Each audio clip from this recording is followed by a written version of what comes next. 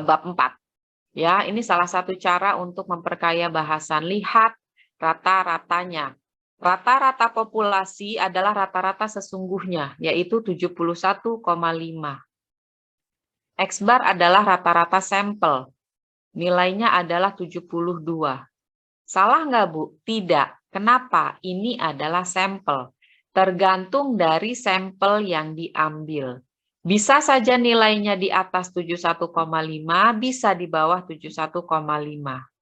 Mungkin nggak, Bu, persis? Rasa-rasanya tidak mungkin. Ya, tetapi rata-rata ini mungkin menjadi lebih besar atau menjadi lebih kecil. Kalau seperti itu valid nggak? Nah, pertanyaannya gitu kalau untuk sampel. Itu sebabnya ketika kita menghitung sampel, itu kita harus tuliskan di bab 3.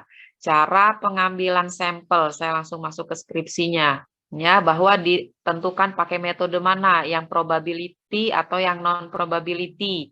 Kalau yang probability pakai metode apa? Ya, yang simple random kah atau yang lainnya? Atau yang multi stage kah? Nah, itu dijelaskan. Setelah itu dipaparkan populasinya berapa banyak. Sehingga kita jelas ya, yang baca jelas, oh populasinya banyak sekali, diambil sampel sekian persennya atau mengikuti rumus pengambilan sampel. Ya, ketemulah sejumlah sampel tertentu. Nah, apakah sampel itu bisa mewakili populasi?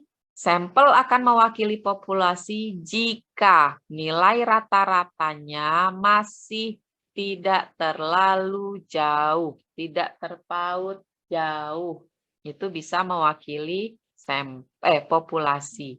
Tapi bagaimana jika di sini rata-ratanya 80 atau rata-ratanya malah 60? Berarti ada dua kesimpulan. Satu, sampel yang diambil tidak tepat. Yang kedua, sampelnya perlu ditambah. Ya, jadi jumlah sampelnya ditambah. Apa misalnya? Ingat syarat untuk yang random sampling, itu sampelnya adalah homogen atau sama. Maksudnya apa? Mengurangi perbedaan yang terlalu jauh pada nilai indikator-indikator seperti ini. Kalau punya sampel 1000, hanya diambil 10, ini wajar sekali terjadi perbedaan yang cukup drastis. Ya, kenapa? Ada 1000 cuma diambil 10. Kalau diambilnya sampelnya kebetulan nilai besar semua atau nilai kecil semua, nah gitu ya. Mungkin saja nilainya menjadi lebih besar atau lebih kecil. Kak, tetapi ketika sampelnya adalah 1000, lalu kalian ambil 500, nah seharusnya ini lebih mewakili populasi. Kenapa? Ada 1000 populasinya, sampelnya 500, berarti pilihannya kalau tidak A, ya B. Ya, jadi seperti itu. Berarti kemungkinan mendekati nilai populasi semakin baik. Ya, itulah yang disampaikan di rata-rata. Ada yang mau ditanyakan sampai di sini? Silahkan.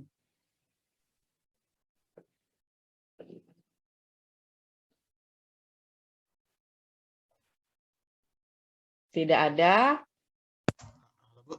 Kalau tidak ada, saya sampaikan contoh lainnya. Karena variasinya banyak sekali. Ya, variasi untuk ukuran pemusatan ini banyak sekali. Ini baru contoh satu. Ya, ini baru contoh satu.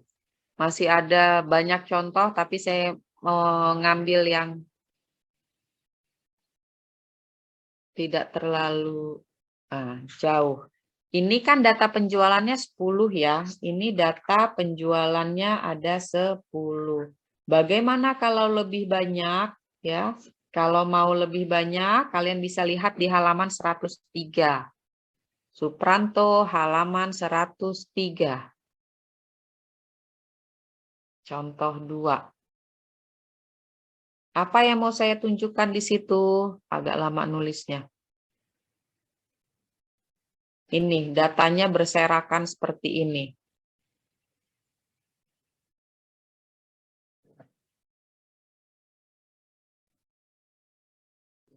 Ini misalnya anggaplah ini nilai kelas. Nilai ujian statistik adalah sebagai berikut.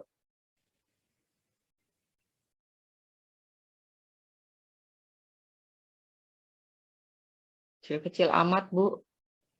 Kalau nggak belajar atau kalau panik kan begini, ya. Jadi kalau ngerjain statistika tetap tenang. Tarik nafas, tahan 1, 2, 3, hembuskan lagi. Ternyata itu secara teoritis ada dasarnya. Ya, tarik nafas, tahan itu ada dasarnya. Mengaktifkan, ada kelenjar yang diaktifkan ketika ditahan dia mengeluarkan rasa nyaman, tenang, nah gitu ya. Saya tahu ini ketika mau melahirkan. Jadi disuruhnya begitu. Rasanya mau marah karena perut itu kan sakit sekali, udah mules ya. Bayangkan kepala itu mau keluar. Kalau kalian mau BAB, ya kalian tahulah berapa besarnya ukuran BAB itu.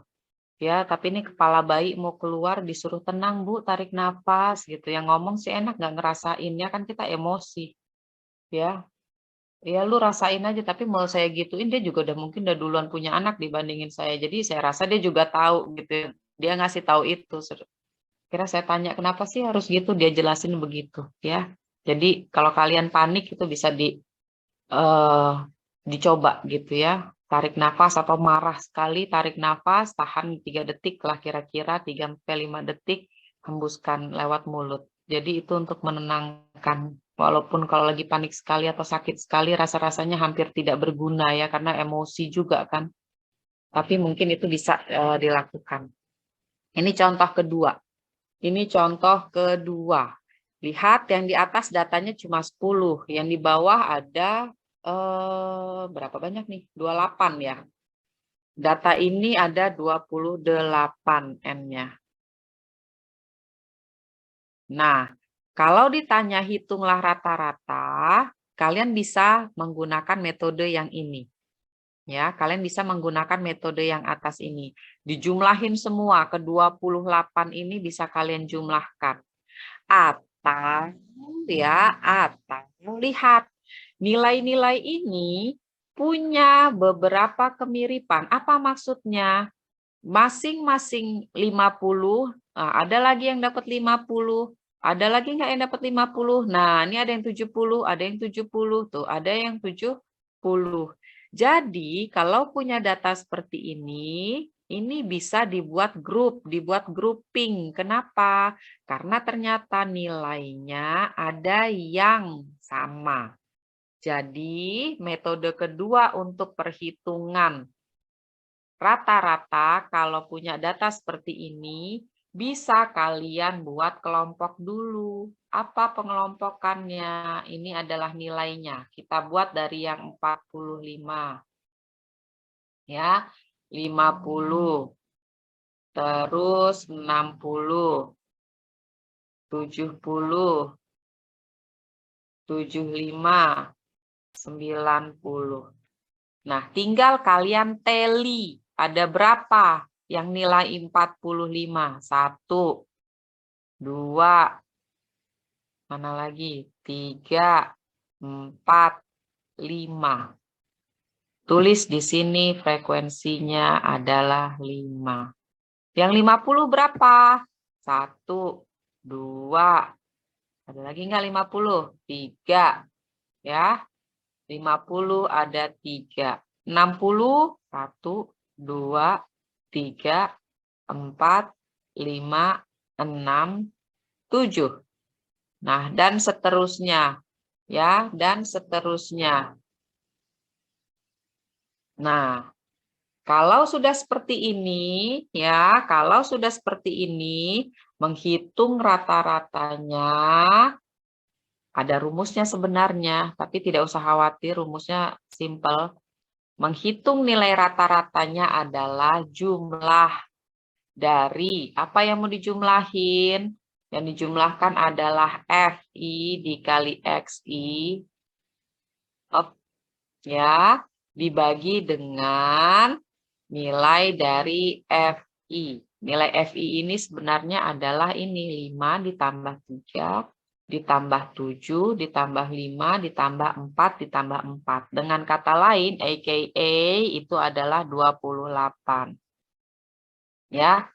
Nah, jadi kalau menggunakan metode ini sebenarnya bisa ditulis 45 dikali 5 ditambah atau dibuat seperti ini 50 dikali 3. Silahkan mana yang kalian lebih suka cara menuliskannya. 60 dikali 7 ditambah 70 dikali 5 tambah 75 kali 4 ditambah 90 kali 4 dibagi 28. Hasilnya saya langsung tahu karena saya ambil di buku, hasilnya adalah 64,46. Ini metode berikutnya. Ada yang mau ditanya sampai sini? Silahkan. Assalamualaikum, Bu. Ya, Saya ingin bertanya tentang tolong rumus. keras sedikit suaranya. Saya di pinggir jalan, rumahnya agak-agak tidak terdengar. Baik, Bu. Apakah suara saya sudah terdengar? Sudah. Bu, saya ingin bertanya di rumus sampel, rata-rata sampel. Ini. Ya, itu kan nilai X-nya diambil secara random. Apakah, maksud saya tanda I di bawah sigma itu harus selalu sama dengan 1, Bu? I ini menandakan sebenarnya adalah, kan X itu di sini dibuatnya X1 ya. Sebentar ada motor lewat. Ketika kita ngambil sampel, sesungguhnya kan kita tidak tahu, apalagi kalau random sampling. Diambilnya kayak arisan atau dikocok gitu ya. Kita nggak tahu nilai X yang keluar berapa. Yang kita tahu kemungkinan sampel itu keluar itu adalah di antara X1 sampai X10. Makanya tetap di bawah ini menggunakan 1. Seperti itu. Kecuali kita sudah tahu, sudah ada urutannya bahwa dia adalah seperti ini, data kedua, data keempat gitu ya, sampai dengan data ke-10. Nah, tapi kan namanya kalau kita ngambil sampel, apalagi simple random sampling, itu acak sekali, jadi ya kita tidak tahu nilai keluar. Kita hanya bisa membuat batasan bahwa batas bawahnya mungkin saja yang terambil adalah 1, makanya dibuat dari X yang paling kecil sampai N yang paling besar. Ini hanya penanda batas. Bisa dipahami? Baik, Bu. Sudah bisa dipahami. Terima kasih, Bu. Oke. Ada lagi yang lain?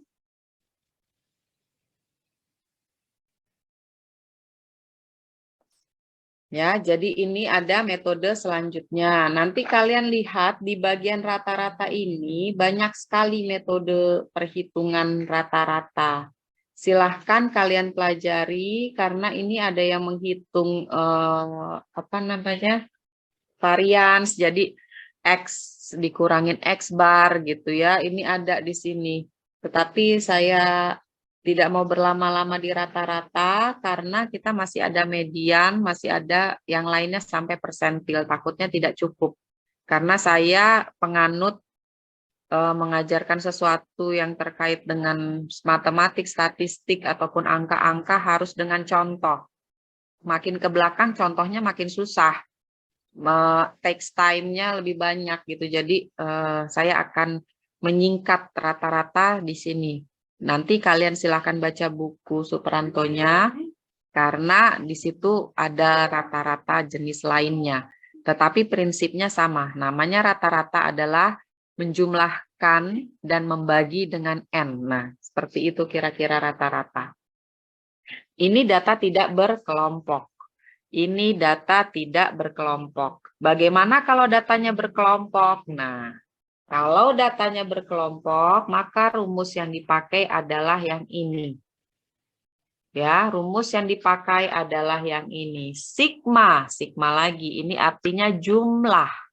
Saya ajarkan, saya ingatkan, kayaknya sudah pernah saya singgung. Kalau ada sigma, maka yang dibaca adalah dari belakang. Maksudnya dari belakang dari sini. Kalau mau tahu jumlahnya apa, jumlah ini adalah jumlah dari M dikali F. Jadi kalikan dulu M dengan F. M1 kali F1, M2 kali F2, M3 kali F3, dan seterusnya. Nah, itu dijumlahkan nanti M1, F1 tambah M2, F2 tambah M3, F3. Nah, itu maksudnya sigma. Dibagi dengan sigma Fi, atau nama lainnya ini adalah banyaknya pengamatan. Karena ini data berkelompok, M-nya adalah nilai tengah kelas interval ke I. Ya, jadi nilai tengah kali frekuensi. Kita lihat contohnya.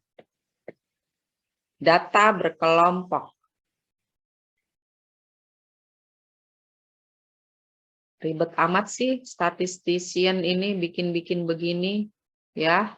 Memang ribet kalau hitung manual, tapi perintah manual inilah yang kemudian dikembangkan, dibangun oleh programmer, ya. Jadi dasar dari alat yang kita pakai, Stata, SPSS, ya, EFUS, ini berdasarkan manual dahulu.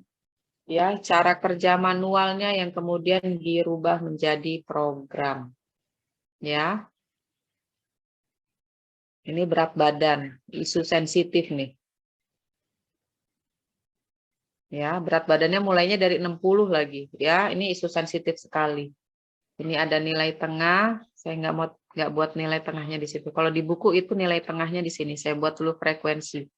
Karena biasanya frekuensi adalah yang ketahuan duluan. Nilai tengah itu harus kita cari. Oke. Ini frekuensi. 5, 18, 42, 27, 8. Yang kalau dijumlah, ini jumlah frekuensinya adalah 100. Ingat yang minggu lalu, untuk data berkelompok sudah dibuat kelas dan interval. Ini batas bawah, ini batas atas. Intervalnya berapa? Intervalnya adalah 63 kurangi 60. Intervalnya adalah 3. Atau 66 kurangi 63. 3 ya. 68 kurangi 65. 3. Intervalnya 3. Kelasnya ada berapa? 1, 2, 3, 4, 5.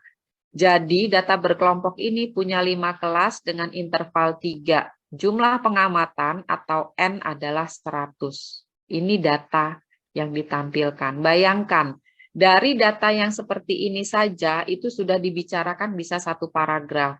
Nilai yang banyak keluar berada di rentang kelas 66 sampai 68. Berapa banyak frekuensinya? Sebanyak 42. Ya, jadi ada 42 orang yang memiliki berat badan antara 66 sampai 68 atau sekitar 42% memiliki berat badan segini. Ya, ini yang harus kalian lakukan ketika kalian menulis skripsi dan mendefinisikan deskriptif statistik. Kayak gitu. Datanya hanya sesimpel ini, tapi ceritanya ini bisa berparagraf-paragraf. Yang kalian lakukan nggak usah berparagraf-paragraf. Cukup jelaskan apa sih yang ditampilkan. Nah, ya kalau bisa satu paragraf itu bagus. Ya, jadi efektif dan efisien. Efisiennya nggak perlu banyak kertas kan. Kalau banyak kertas ngeprint di rental berarti kalian nambah duit lagi, ya. Nah, jadi ini bentuk dari statistik deskriptif. Nah, lihat. Ini frekuensi. Di berat badan 60-62 ada 5 orang. 63-65 18 orang. Ya, 72-74 ada 8 orang. Sehingga kalau jumlah ini 5 tambah 18 tambah 42, 27 tambah 8 adalah 100. Ini adalah N. Banyaknya pengamatan. Atau banyaknya jumlah orang yang diamati. Ini adalah N. Nah, karena kita lagi perintahnya mencari besarnya rata-rata, data berkelompok, kalau kayak gini kan susah. Kenapa? Kita nggak tahu yang 5 orang ini beratnya 60, 61, 62, lalu yang 60-nya siapa tahu ada 2. 62-nya cuma 1, 61-nya ada 2. Nah, kita nggak tahu kombinasi sesungguhnya 5 orang ini nyebarnya di berat badan yang mana. Supaya kita nggak bingung gitu ya. Inilah yang dibuat rumus dengan nilai tengah. Ingat, nilai tengah adalah tambahkan batas kelas bawah dengan batas kelas atas dibagi 2. Nah, jadi untuk nilai tengah kelas pertama itu adalah 60 ditambah 62 dibagi 2. Ya, 122 bagi 2 itulah di sini kenapa 61. Kelas berikutnya, M-nya adalah 63 ditambah 65 dibagi 2. Ini namanya nilai tengah, ya. Sehingga ketemulah di sini hasilnya 64. Perhitungan yang sama dilakukan untuk semuanya, saya langsung menyingkat gitu ya. Nah, ya. Saya kedekatan bikin rumus M-nya. Oke. Nah, yang ditanya berapa nilai rata-rata? Dari sini belum ketahuan. Kenapa? Untuk nilai rata-rata membutuhkan F dikali M. FI dikali MI. Atau F1 kali M1. Sehingga isinya ini adalah 5 dikali 61, 18 dikali 64, lalu 42 dikali 67. Ini 27 dikali 70, ini 8 dikali 73. Ya, sepertinya saya butuh space.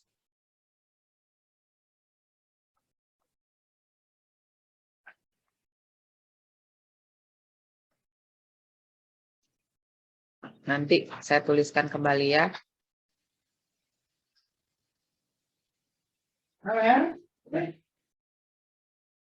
Nah, berapa ini jumlahnya? M dikali F. Ini sama dengan 305. Ini sama dengan 1152. Ini sama dengan 2814. Ini sama dengan 1890.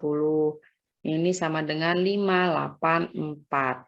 Ingat, rumus untuk mencari nilai rata-rata ya atau min untuk data berkelompok adalah sigma dari FI dikali MI dibagi sigma FI.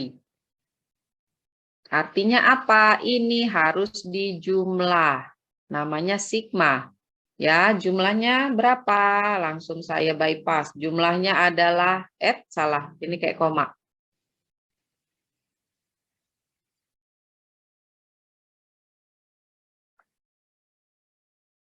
67. Kursor saya mana? 6745. Ya. Inilah jumlah dari FI dikali MI. 6745. Dibagi sigma FI atau ini. Jumlah dari frekuensi dibagi 100. Jadi rata-ratanya adalah 67,45. Ada pertanyaan sampai sini? Silahkan.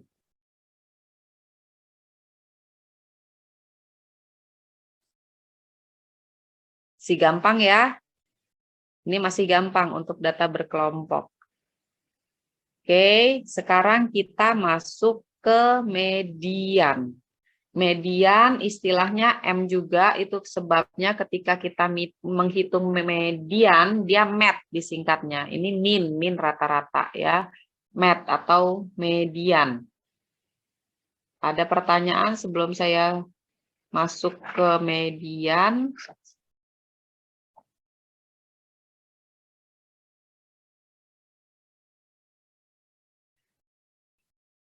Jika tidak ada, median ini adalah mencari nilai tengah. Median ini adalah nilai tengah, namanya median, ya. Median jalan. Median jalan itu berarti yang di tengah-tengah itu, ya. Yang membagi separator jalan yang di tengah itu yang membagi jalanan menjadi ukuran sama, rata ya, kiri dan kanan. Mediator. Ya, mediator orang yang berfungsi sebagai penengah, ya. Jadi harusnya tidak boleh berpihak. Nah, kalau fasilitator itu yang lagi pada ditangkepin, ya. Crazy rich yang pada baru naik gitu ya. Nah, itulah fasilitator. Yang kaya mendadak, banyak yang di Instagram bilang miskin mendadak ya, karena seperti itu. Oke, tolong dilihat dulu untuk rumus median. Saya izin sebentar.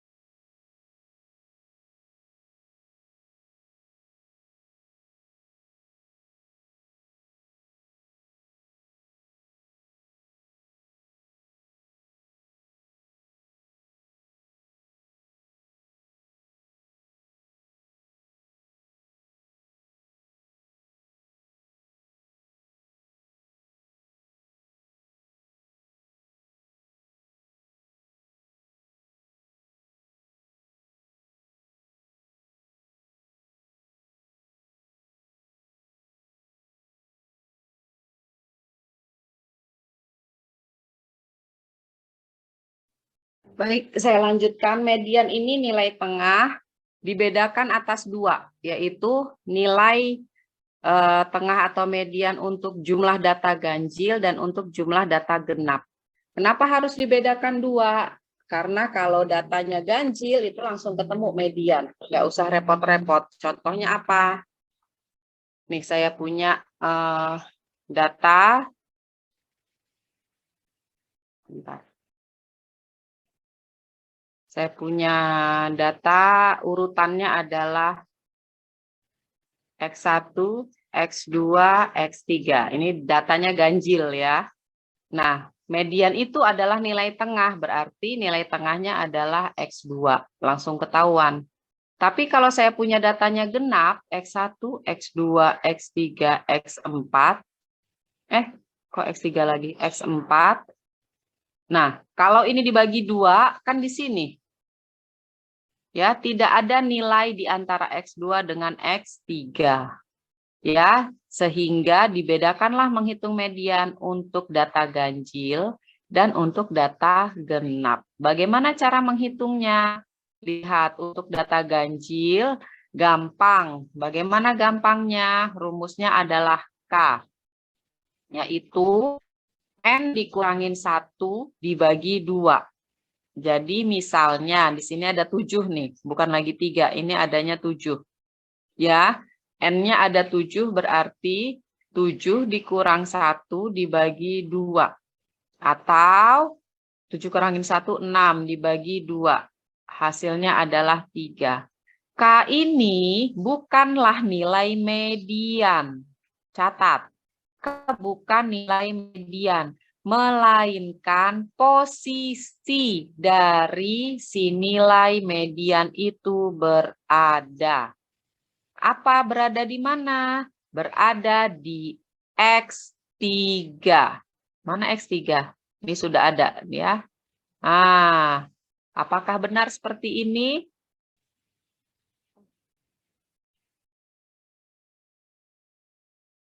Ternyata tidak. Ya, belum selesai. Ini baru menghitung K-nya. Untuk median data ganjil, itu adalah XK ditambah 1.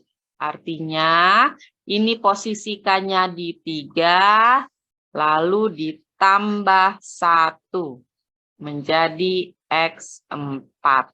Itu sebabnya mediannya adalah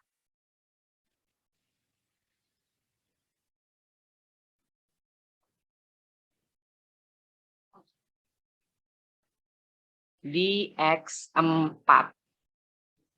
Nah, ya. Jadi rumus median data ganjil, median itu adalah XK ditambah 1. Dengan cara mencarikannya adalah N dikurangin 1 dibagi 2.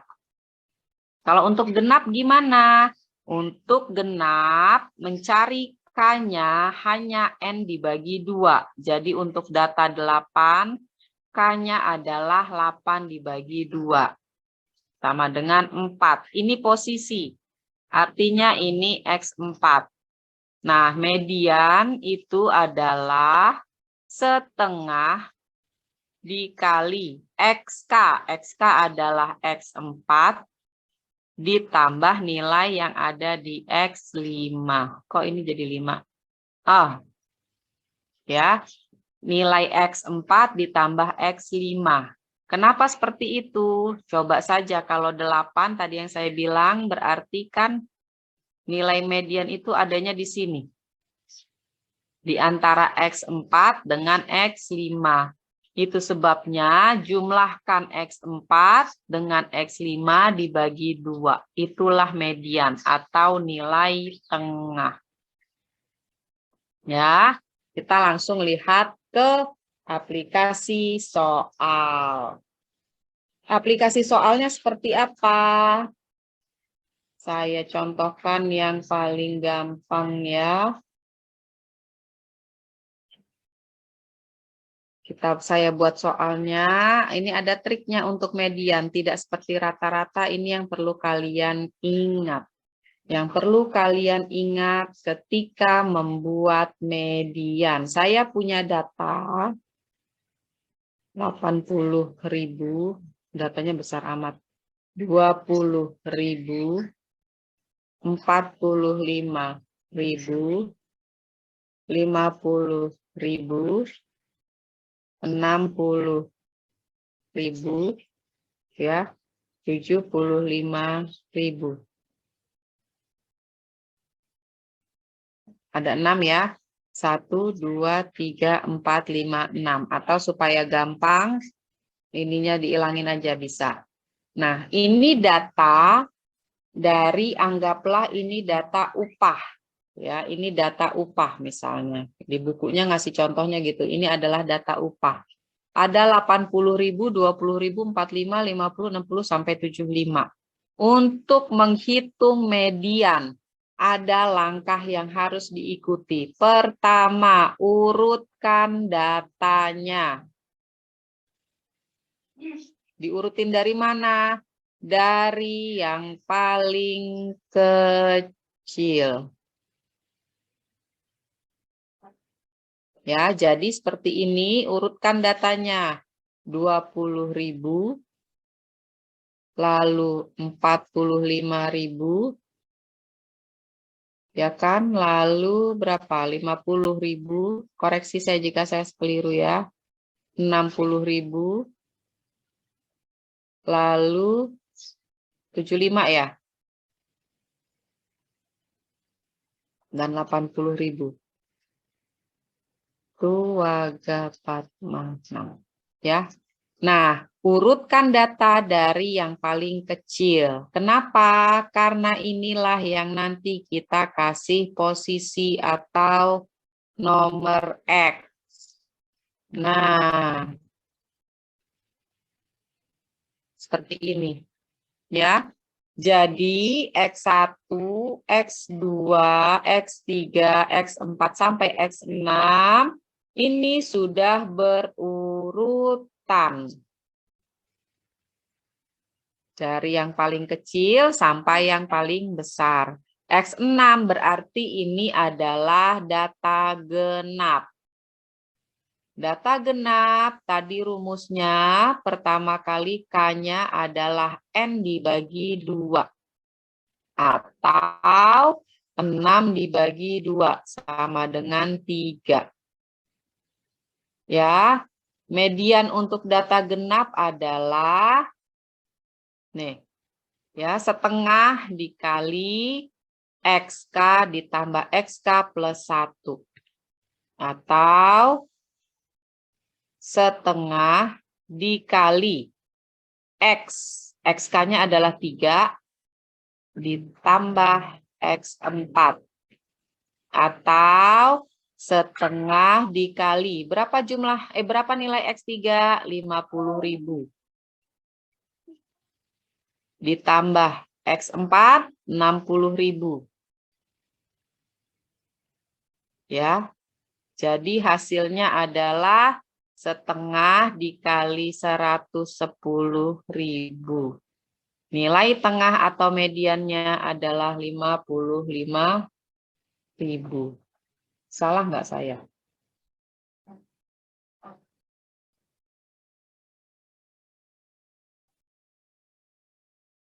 Satu, 2, 3, 4, 5, 6. Ya, jadi seperti ini. Ada yang mau ditanyakan sampai di sini?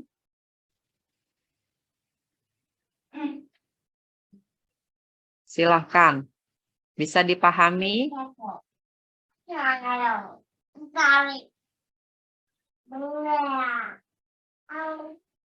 Apakah bisa dipahami? Silahkan kalau ada yang mau ditanyakan.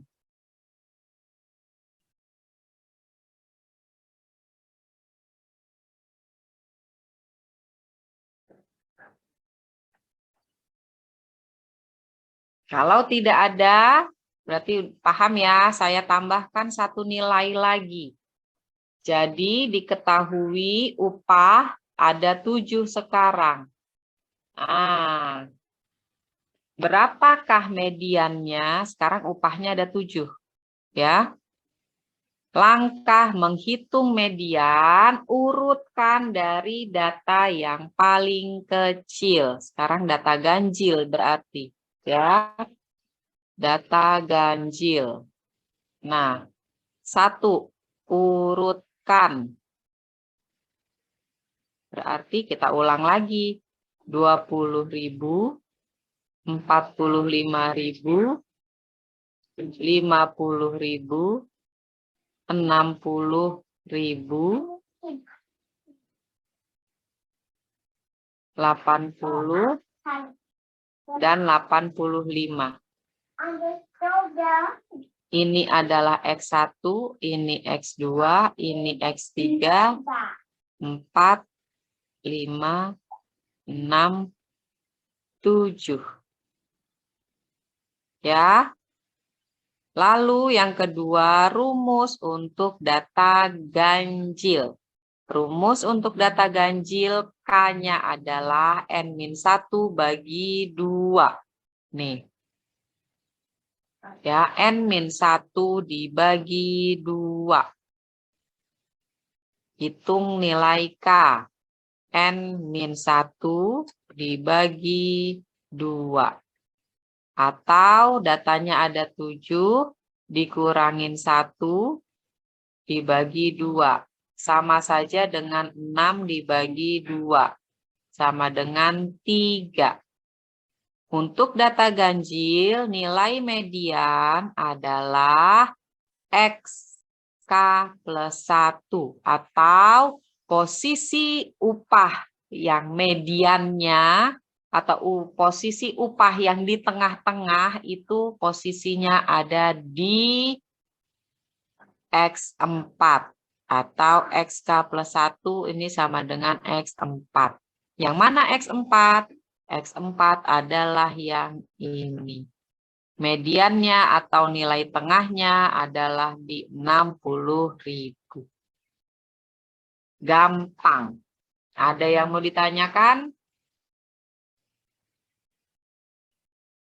Silahkan.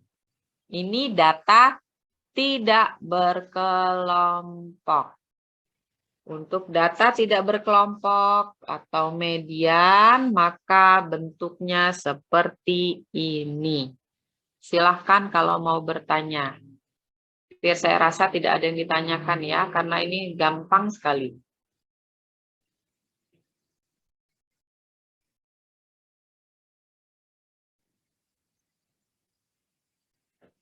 Tidak ada. Oke, sekarang kita masuk ke data berkelompok.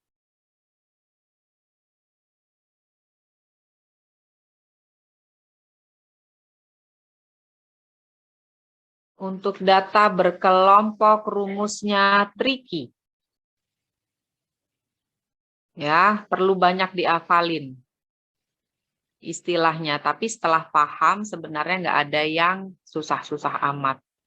Untuk data berkelompok, mediannya LO. LO ini adalah nilai batas bawah sebenarnya yang memuat median. Pahami saja dulu istilahnya, ingat-ingat dulu. Lalu ditambah C.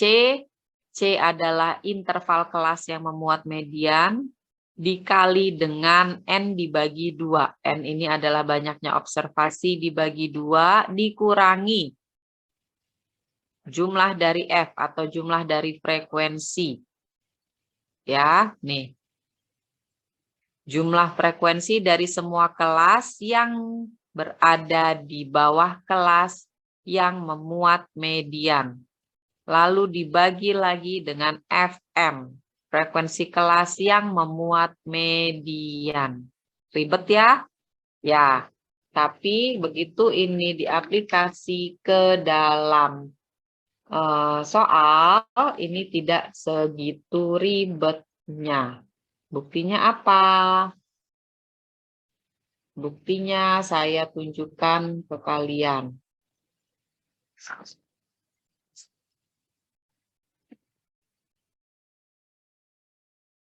Nah, saya butuh waktu untuk membuat data kelompoknya.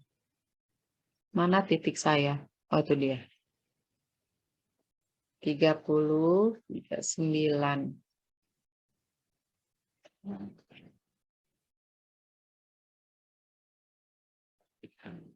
Kalau tatap muka saya juga seperti ini. Saya tidak menggunakan PPT biasanya dari penerbitnya karena saya pasti ngoret-ngoret di papan tulis, ya. Kalau PPT yang dari penerbitnya, kalau mau dipakai, nanti saya hanya menerangkan kayak ceramah, kayak kita belajar apa PIE gitu, kayak belajar PI. Padahal yang kita pelajari statistik, jadi pasti saya coret-coret papan tulis.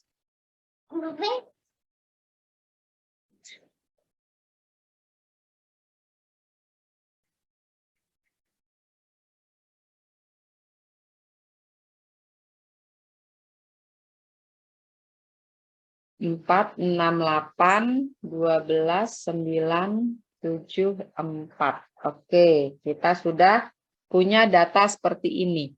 Ada 1, 2, 3, 4, 5, 6, 7. 7 kelas dengan intervalnya adalah 40 kurangi 30. Intervalnya 10. 7 kelas dengan interval 10. Ya, 7 kelas dengan interval 10. Datanya data apa? Datanya adalah data genap. Genap tahu dari mana sih, Bu? Nih, 50. Ya, kita balik lagi. Datanya adalah data genap, maka N dibagi 2. Ya, N dibagi 2 untuk data genap. Tapi biasanya namanya sudah median ya, meskipun dia datanya berkelompok, ya, dia akan menghitungnya juga seperti itu. Ya, N dibagi 2 atau nilai kalau tidak berkelompok gitu, N bagi 2-nya itu baru dapat K. Nah, sekarang kita lihat untuk data berkelompok. Yang perlu dibuat di sini adalah N dibagi 2 sama dengan 50 dibagi 2 sama dengan 25. Rumusnya tadi adalah median sama dengan L0 ya ditambah C dikali dengan N per 2 min jumlah atau sigma FI0 dibagi dengan FM. C-nya sudah ketahuan 10. C sama dengan 10 atau ini adalah interval. Nah, LO itu apa definisinya? Definisi LO adalah nilai batas bawah sebenarnya dari kelas yang memuat median. Mediannya kan ada 25. Ya, mediannya 25. Bagaimana caranya? Ingat pelajaran minggu lalu, buat frekuensi kumulatif dulu.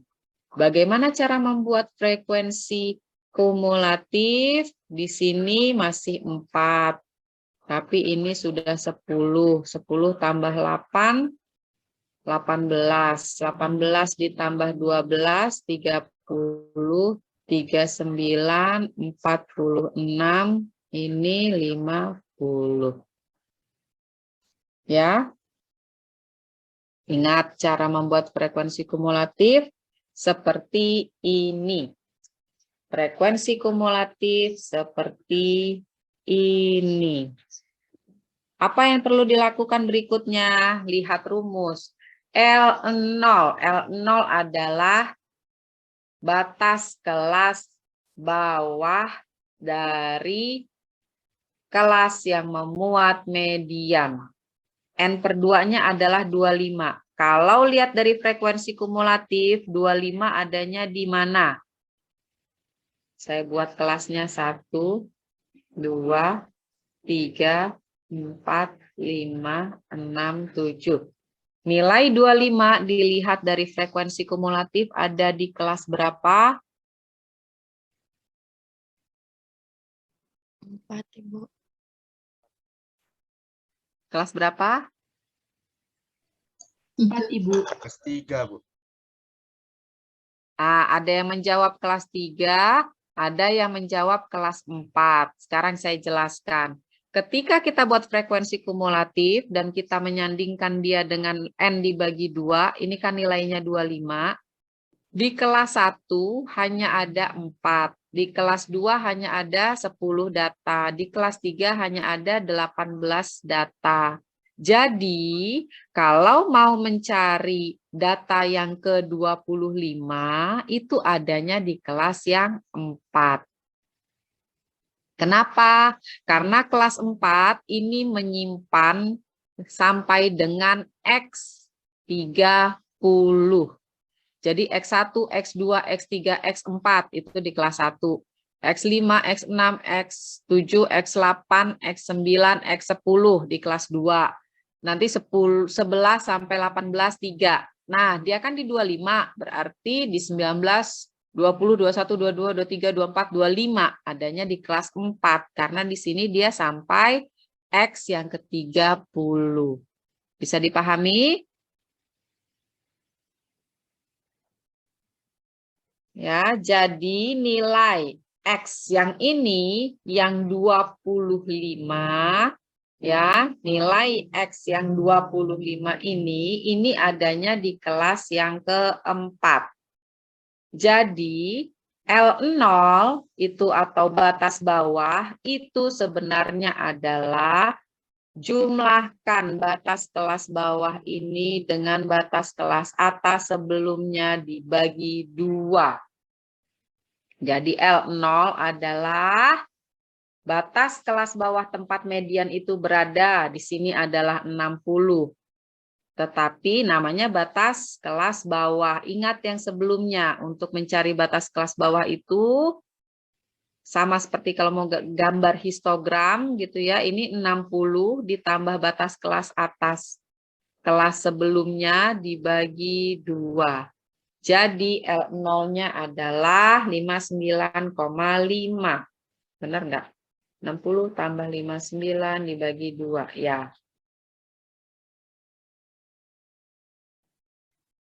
Ada yang mau ditanyakan dulu sampai sini? Silahkan.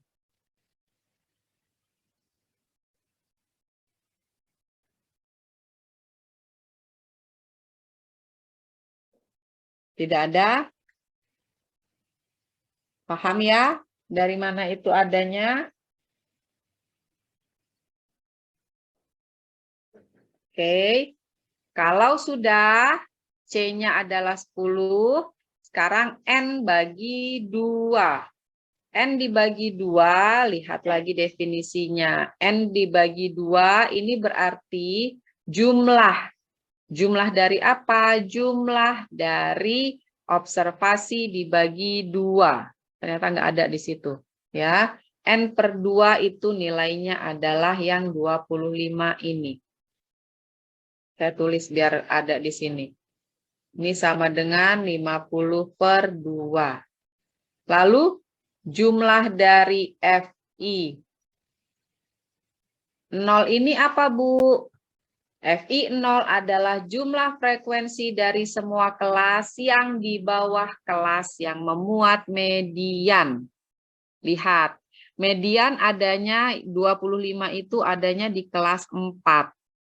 Ini kelas median. Berarti sigma FI 0 itu adalah jumlah dari, artinya frekuensi kumulatif kelas-kelas yang berada di bawah median. Artinya itu nilainya adalah 18. Kok tahu, Bu, 18? Jumlahin aja. 4 ditambah 6 ditambah 8. Ya, ini kan banyaknya frekuensi di bawah kelas mediannya. Jadi ini adalah 18. FM adalah, nah ini hati-hati ketukar. FM adalah frekuensi dari kelas yang memuat median. Lihat, FM ini tidak ada sigma. Jadi itu sebabnya disebut di sini FM adalah banyaknya frekuensi yang memuat atau yang berada di kelas median. Mediannya ada di kelas 4. Maka frekuensinya adalah 12.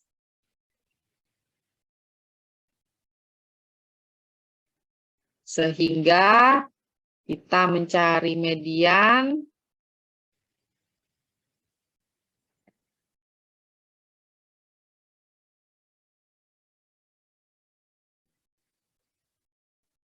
(59,5) ditambah intervalnya 10. Ya, ini adalah 25. Dapat 25 dari mana? N dibagi 2. Dikurangi 18 dibagi dengan 12. Saya buat lagi 59,5 ditambah 10. 25 dikurangi 18, 7 ya. Dibagi 12. Ya, kalau ini dihitung hasilnya adalah 65,33. Ada yang mau ditanyakan sampai sini? Silahkan. Rumusnya harus dihafal. Definisinya harus dihafal. Karena ini interval, ini batas kelas bawah. Ya, harus memahami posisi tadi. Silahkan kalau ada yang mau ditanyakan. Bu, izin bertanya. Untuk FM itu merupakan frekuensi dari suatu kelas ya, Bu? Frekuensi dari median itu berada. Mediannya adalah, mediannya adanya kan di kelas yang 4. Kelas 4 ini frekuensinya berapa? Tarik sini. Nah, frekuensinya 12. Inilah FM. Baik, Bu, Bisa terima kasih. dipahami? Bisa, Bu. Oke. Ada lagi? Silahkan.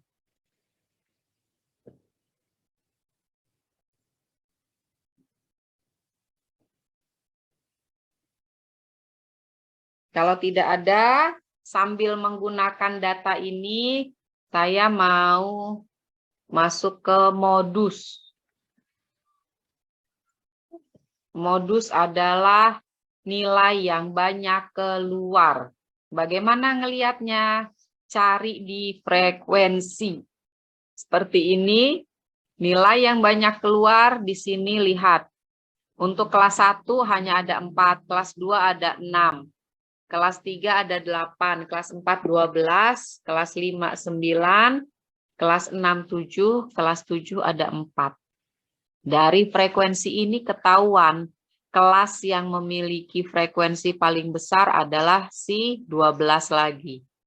Ya, si 12 lagi. Jadi inilah kelas tempat modus itu berada. Ini data berkelompok. Nanti ada rumusnya kayak median, ya.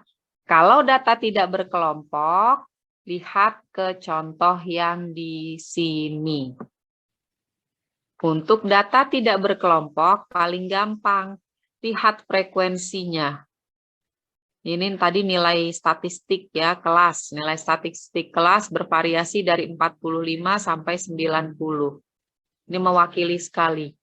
Tapi kenyataannya ada yang di bawah 45 gitu ya. Jadi tolong belajar dengan giat. Nggak susah, hanya perlu pengertian rumus ya. Jadi pengertian rumus kalian hafalkan, kalian latihan, insya Allah itu bisa. Untuk data tidak berkelompok, tinggal dicari frekuensi yang paling besar. Di sini contohnya adalah di 7. Jadi modus atau nilai yang paling banyak itu adalah nilai 60 untuk data tidak berkelompok. Ya, bisa dipahami untuk data tidak berkelompok? Gampang ya, cari saja frekuensinya yang paling besar. Bagaimana untuk data berkelompok? Rumusnya mirip. Dengan siapa? Dengan median. Abaikan yang atas ini, nanti ini bingung. Ya, abaikan yang atas ini. Ini bisa membuat bingung. Untuk data tidak berkelompok, gitu ya, lebih gampang seperti tadi. Cari saja nilai yang banyak keluar. Atau kalau mau pakai rumus, ya berarti rumusnya kira-kira seperti ini. Rata-rata dikurangin 3 dikali rata-rata dikurangi median. Ya, ini kalau mau mencari modus atau nilai yang banyak keluar dari data tidak berkelompok. Kalau untuk data berkelompok bagaimana? Nilai, rumusnya mirip dengan median. Apa miripnya? Lihat ada L0 lagi, ada C lagi, ada yang seperti ini. Ini yang berbeda yang di dalam kurung. L0 ini adalah batas kelas bawah, ya.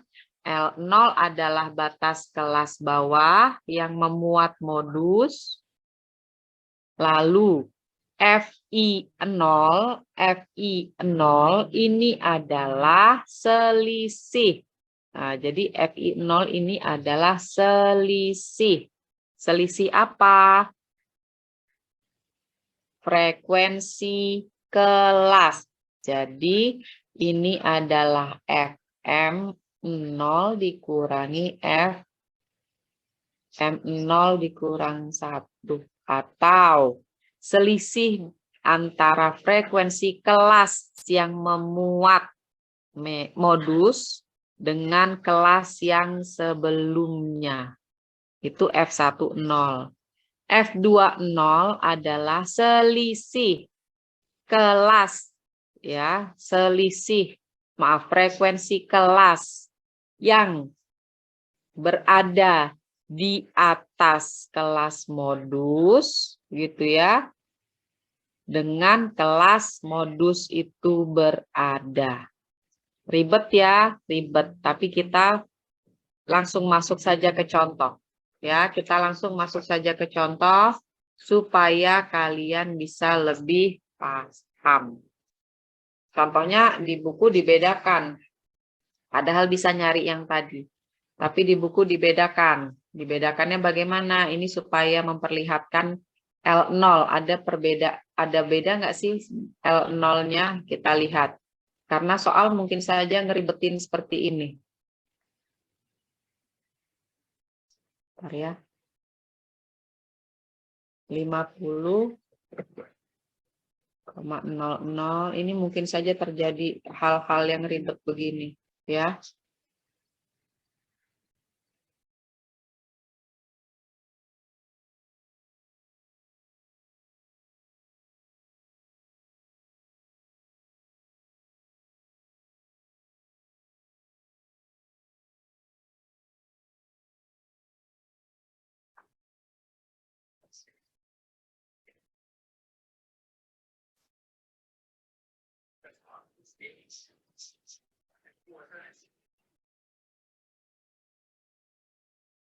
Oke, ini frekuensinya.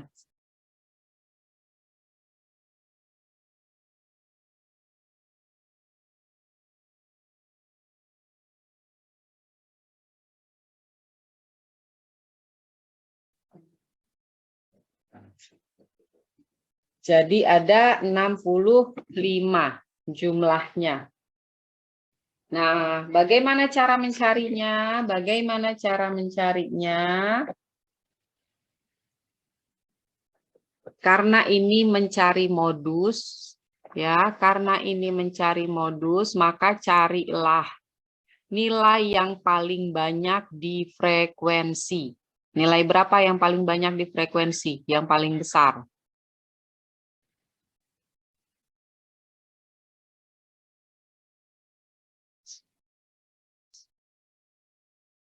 Ayo, nilai yang paling banyak di frekuensi nilai berapa? 16, Ibu. Nilai berapa? 16. 16. Oke, 16. Siapa yang mau volunteer? Saya tulis dulu apa rumusnya ya, supaya sebentar. Volunteer apa mau saya tunjuk? Terserah nih. Untuk menghitung modus, rumusnya adalah L0 ditambah C F1. Aduh. Dibagi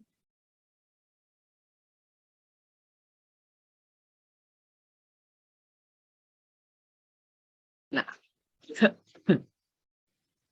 Oke, siapa yang bisa, ini kelas yang paling banyak, ini modusnya ya, nilai yang paling banyak keluar di frekuensi. Siapa yang bisa mencari berapa nilai L0? Silahkan. Bu, L0 saya adalah, oke, berapa nilai L0? Jadi, untuk L0-nya itu 69,99 ditambah Oke. 70,0 dibagi 2. Oke, jadi berapa hasilnya? 69,995, Ibu. Ya, 69,995. Siapa namanya? Indi, Ibu. Siapa? Indi. Cindy. Ibu. Indi. Indi ke situ. Ya, terlihat namanya. Ya. Oke. Ya, benar. L0-nya adalah itu. Apa definisi L0 sama dengan definisi waktu median? Nilai batas bawah tempat. Karena ini modus, nilai batas bawah tempat modus itu berada. Berarti ini. Kalau interval saya nggak usah nanya lagi. Intervalnya gampang ya. Interval adalah tinggal kurangkan aja salah satu. 70 kurangi 60. Ketahuan intervalnya adalah 10. Nah, yang perlu perhatian di sini adalah berapakah nilai F10?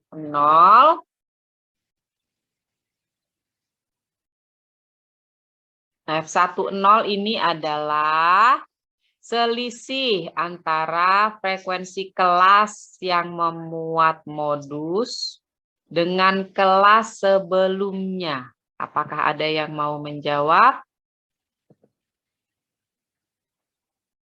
Frekuensi kelas yang memuat. Erliza Miranda Putri. Oke, berapa F10? Untuk F10 sendiri itu 6 Ibu dari frekuensi kelas 16 dikurangi dengan frekuensi kelas yang sebelumnya yaitu 10. Jadi hasilnya Oke. 6. Ya, benar. Siapa namanya? Erliza Miranda Putri, Ibu. Erliza. Ya. Sekarang F20. Mas Heri Farel, Bu. Tuh sudah ada yang bersuara. Berapa F20? 16 kurang 4, 2, Bu. 16 kurangi? 14 maksudnya. Jadi 2. 16 dikurangi 14. Iya, Ibu. Oke, 16 kurangi 14 sama dengan 2. Siapa tadi? Muhammad Hairi Farel, Bu. Muhammad Hairi Farel. Hairi. Aduh, nyempil. Ya, kelihatan. Nanti masih bisa kelihatan. Oke, jadi F20 adalah selisih antara frekuensi kelas yang memuat modus, tadi frekuensinya 16 ya, dan kelas sesudahnya atau kelas di atasnya. Ini kelas yang memuat modus, kelas di atasnya dia adalah ini, 14. Jadi sudah ketemu ya. Nah, untuk modus nggak perlu susah-susah dipakai frekuensi kumulatif.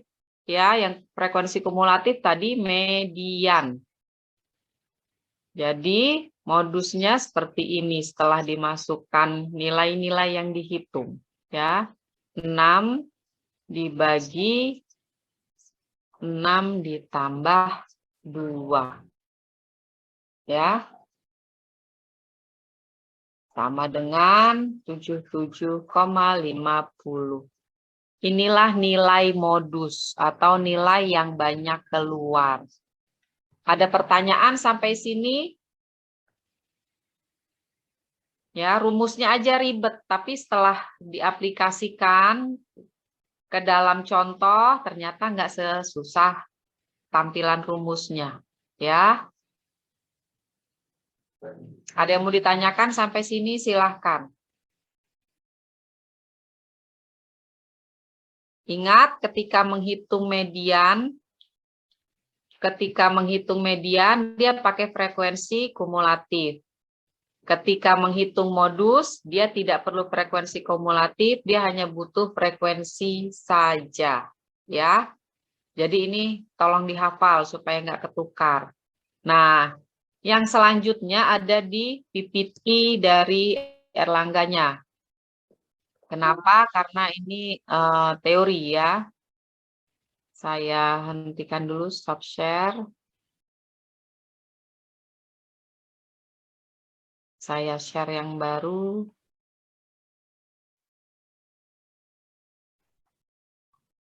Oke. Apakah sudah terlihat yang barunya? Setelah belajar rata-rata, oke. Median dan modus. Nah, setelah belajar rata-rata, median dan modus, sebenarnya ini adalah bekal kalian untuk melihat apakah data yang kalian amati itu terdistribusi secara normal atau tidak. Nah, kalau yang terdistribusi secara normal itu kurvanya simetris, berbentuk bel. Artinya apa? Nih digambar. Artinya apa? Ini yang terdistribusi normal. Lihat, jadi yang disebut uji normalitas data itu sebenarnya mau membuktikan, benar nggak sih data yang kalian sedang cari, sedang hitung untuk analisis itu berbentuk seperti ini. Itu namanya uji normalitas. Ini sebenarnya. Data itu disebut normal jika nilai median sama dengan nilai min atau rata-rata sama dengan nilai modus. 3M. Itu data terdistribusi normal. Artinya normal apa? Nilai median sama dengan rata-ratanya sama dengan modus. Itu yang diuji pakai Jacques-Bera nanti. Ya, pakai uji normalitas lainnya. Sebenarnya mau membuktikan, oh datanya terdistribusi secara normal. Secara sederhana statistiknya median sama rata-rata sama dengan modus. Ya. Nah, setelah belajar yang tadi, ini gunanya dan saya kasih tahu kegunaan ke depannya. Jangan lagi heran ketika atau jangan lagi kalian jawab nggak tahu ketika nanti nulis skripsi. Ada selalu uji normalitas, ada tetapi alat yang tidak perlu memerlukan uji normalitas. Regresi logistik nggak perlu uji normalitas. Ada alat-alat yang tidak perlu, tapi sebagian besar memerlukan itu. Ya, untuk menghitung uji beda perlu normalitas karena nanti alatnya berbeda. Nah, gitu. Apa sih yang dimaksud dengan normalitas? Normalitas secara sederhana itu tercipta, ini yang paling ideal. Ini yang paling ideal. Median sama dengan rata-rata, sama dengan modus. Mungkin nggak Bu terjadi kayak gini? Kecil sekali kemungkinannya dalam data ketika sudah melakukan skripsi. Makanya banyak kemudian statistician ya yang membuat metode perhitungan normalitas untuk uji normalitas karena ini kondisi yang jarang terjadi. Tapi ada rentang yang ditoleransi. Jadi masih dalam rentang tersebut meskipun tidak persis seperti ini sama semua nilainya, tetapi jika dia masih berada di dalam rentang itu, maka datanya terdistribusi secara normal. Nah, itulah yang dikembangkan oleh orang-orang yang nanti kalian baca di ekonometrik, uji normalitas, ada macam-macam, ada Jacques Beer, ada siapa lagi. Nah, itulah yang mengembangkan, sebenarnya mau menguji ini. Kalau tidak normal bagaimana? Bisa menceng ke kanan, bisa menceng ke kiri.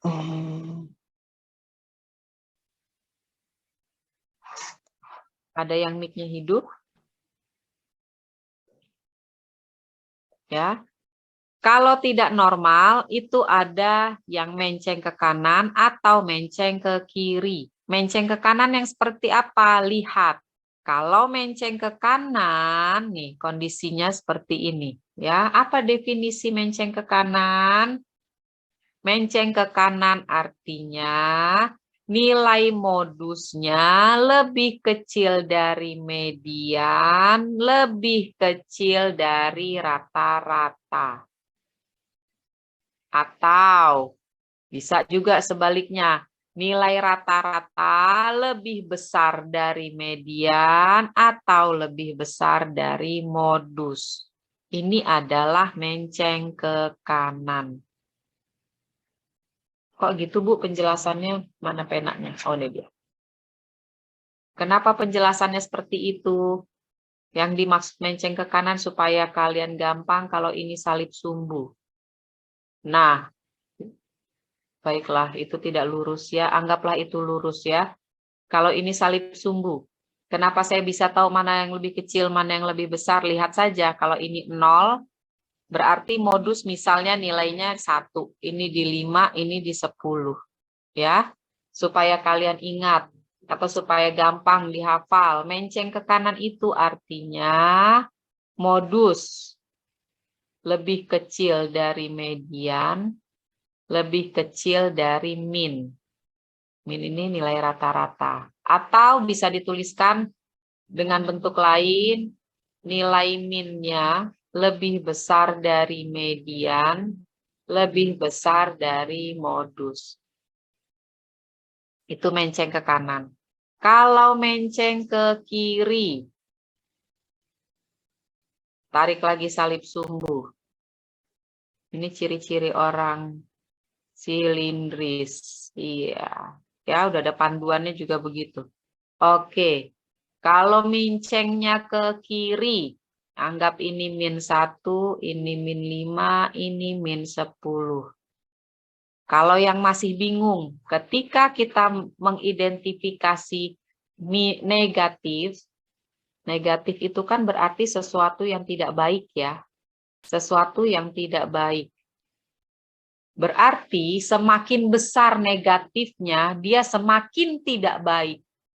Jadi pengertian nilai negatif, semakin besar nilainya, ini maka dibacanya semakin kecil. Ya, karena semakin memberikan dampak negatif. Nah, kalau yang menceng ke kiri, ini berarti nilai dari rata-rata atau min itu lebih kecil dari siapa? Median. Lalu mediannya lebih kecil dari siapa? Dari modus.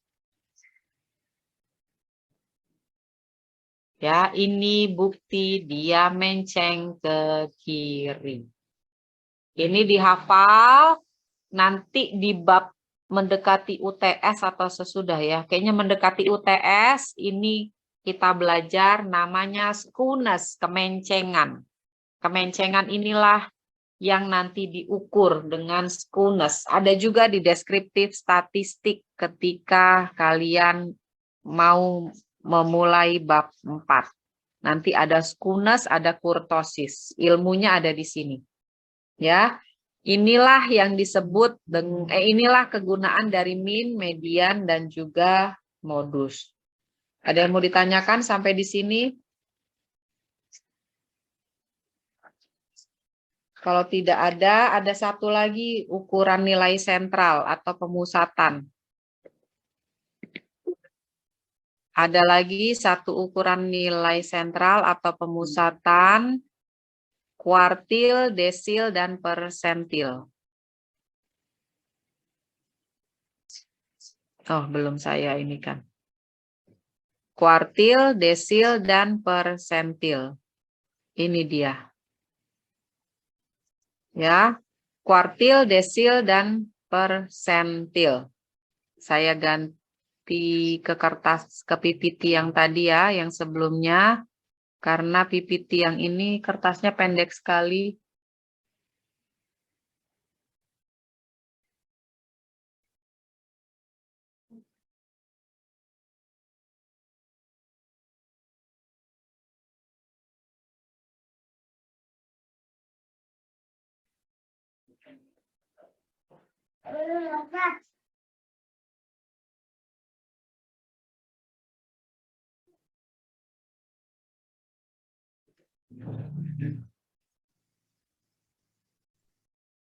Oke, sekarang kita mau belajar ukuran pemusatan yang namanya kuartil.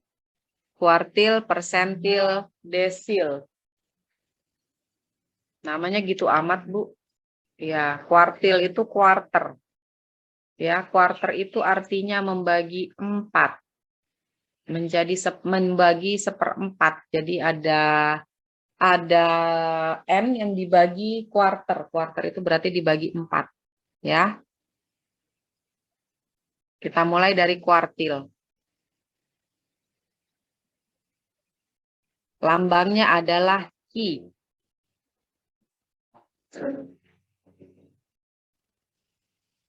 Ki ini, ya, Ki ini adanya Ki1, Ki2, Ki3. Kata Ibu dibagi 4. Kenapa Ki-nya cuma ada 3? Lihat ke gambar.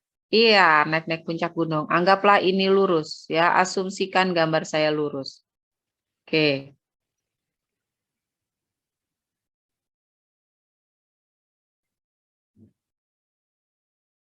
Ya, katanya kuartil ini quarter membagi menjadi 4 bagian. Yang mana 4 bagian itu? 1, 2, 3, 4. Yang mana Ki1? Ini. Yang mana Ki2? Ini. Yang mana Ki3? Ini. Ya. Jadi kuartil itu penggambarannya data dibagi menjadi 4 bagian sama rata. Ki2 ini disebut atau sama saja dengan median. Kenapa sama dengan median? Nah, sekarang perlu kita lihat rumusnya. Rumusnya apa?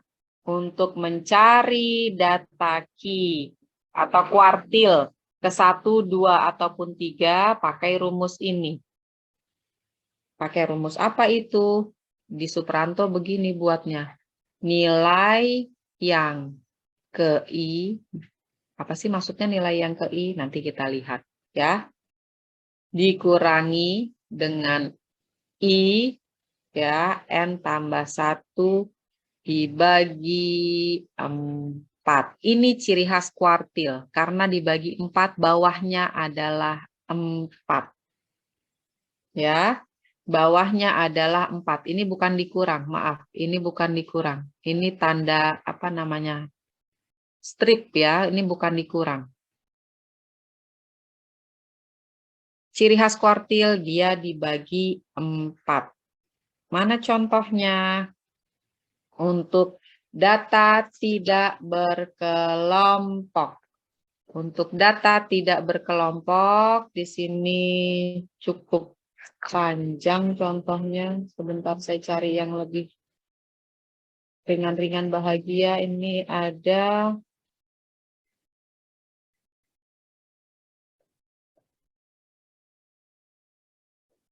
sebentar ya. Ada 13 datanya. Ya, untuk contoh 40, 30, 50, 65, 45, 55, 70, 60, 80, 35, 85, 95, 100. Apa yang perlu kalian lakukan kalau punya data? Kalau punya data, biasakan menyusun data dari urutan nilai yang paling kecil.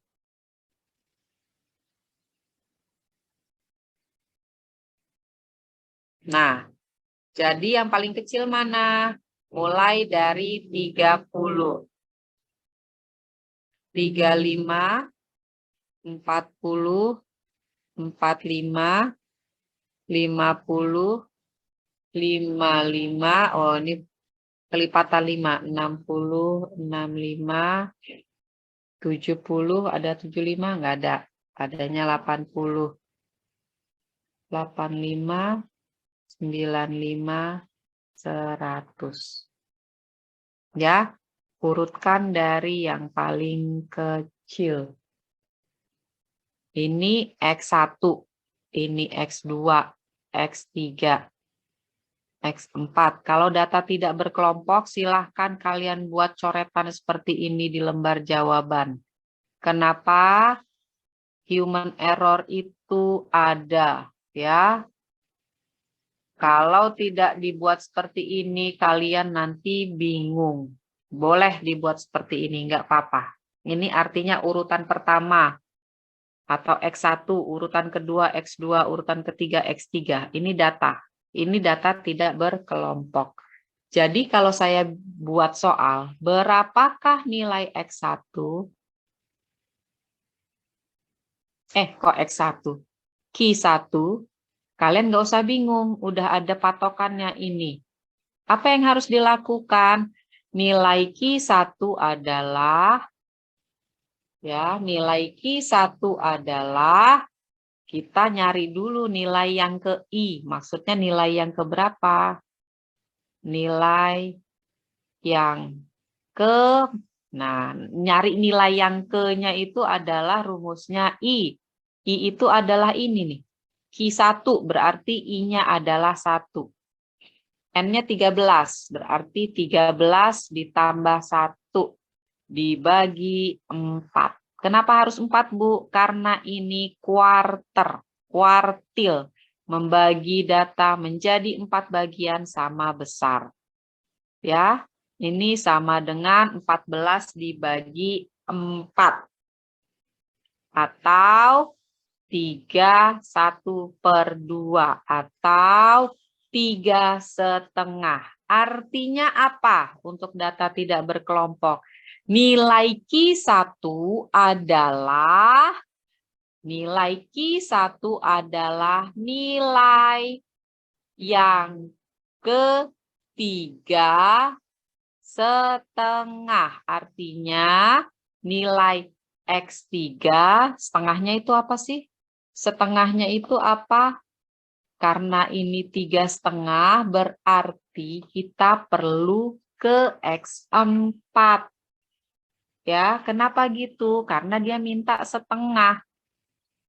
X3 dan rata-rata dari X3 X4.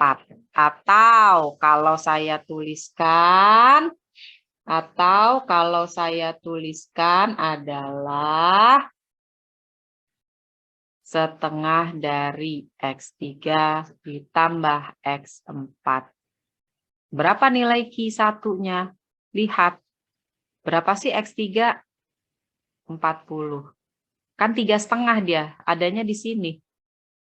Ya. Adanya di sini. Ini berapa nilainya? Berarti itu nilainya adalah sebenarnya adalah 40 ditambah 45 dibagi 2. Ya, nilainya adalah 42,5. Inilah nilai Q1. Sekarang nilai Q2. Kertasnya nggak cukup. Bisa di bawahnya. Nilai Q2 berarti nilai yang ke. Rumusnya ini ya, I. Karena ini Q2, I-nya adalah 2. Jadi 2 dikali N-nya 13 tambah 1 bagi 4. Ya, berapa nilainya sih itu? 13 tambah 1, 14. Kali 2, 28 dibagi 4 kan 7. Ya, berarti ini maksudnya adalah Q2 berada di atau Q2 adalah nilai ke-7. Itu artinya Q2 sama dengan nilai yang ke-7. Atau dengan kata lain X7. Jadi itu maksudnya nilai yang ke. Q2 sama dengan nilai yang ke-7. Atau posisinya adalah nilai yang ke-7 itu kita sebut sebagai X7. Yang mana X7? Ini. 60. Lihat, datanya ada 13. X7 ini adalah nilai tengah. Itu makanya Q2 sama dengan median. Q3. Biar nggak ganti kertas. Adalah nilai ke. Ini 3, berarti I-nya adalah 3. N tambah 1, N-nya 13. Nah, bertumpuk-tumpuk. Karena bingung. Nggak usah bertumpuk-tumpuk aja udah bikin bingung, apalagi bertumpuk-tumpuk. Oke. 13 tambah 1 dibagi 4. Berapa hasilnya? 14 dikali 3 itu 42. Dibagi 4 hasilnya 10,5. Atau apa 10,5? Nah, ini yang perlu kalian pahami ya. 10,5 atau 10,5. 10,5. Artinya Q3 ini adalah nilai ke-10 ya, nilai ke-10. Masih nilai ke-10 nih, 80 ya. Nilai ke-10 kemudian ada setengahnya. Nah, itu setengah dikali X10 tambah X11. Artinya seperti itu. Ya, jadi Q3 di sini adalah nilai ke-10. Mana sih 10 ini ya? 80. Tapi kan dia minta setengah, berarti setengah itu kan di antara mereka. Nah, makanya jadinya 80 ditambah 85 dibagi 2 atau dikali setengah. Nilainya adalah 82,5. Ada yang mau ditanyakan sampai di sini? Silakan.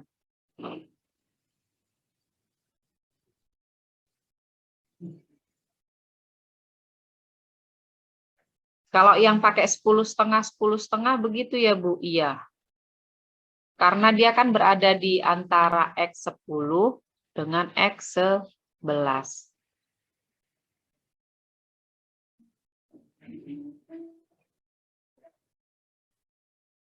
Apakah ada yang mau ditanyakan atau sudah jelas?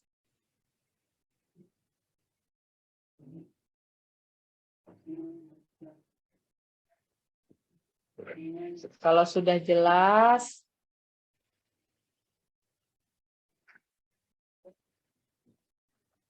sekarang kita mau menghitung nilai desil. Nilai desil. Desil itu apa sih? Desil itu artinya 10. Membagi data menjadi 10 bagian yang sama. Membagi data menjadi 10 bagian yang sama. Itu artinya desil. Ya. Bentar, ada yang mau saya lihat dulu.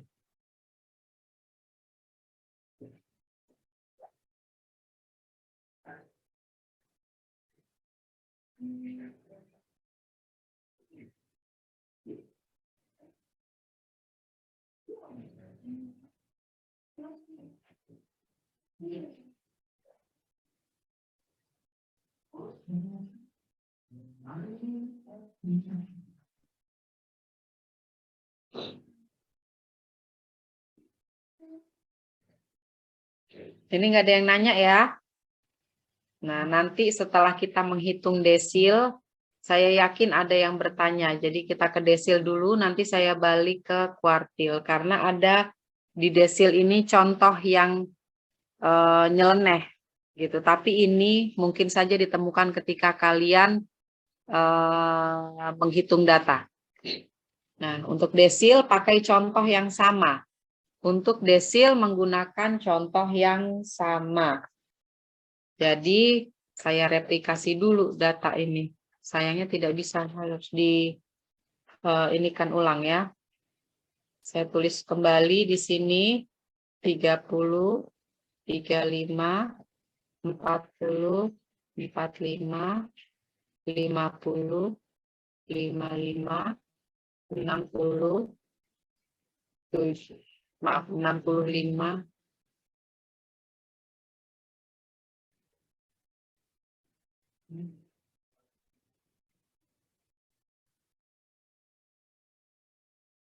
70, 80, 85, 95, 100. Saya kasih nomor dulu.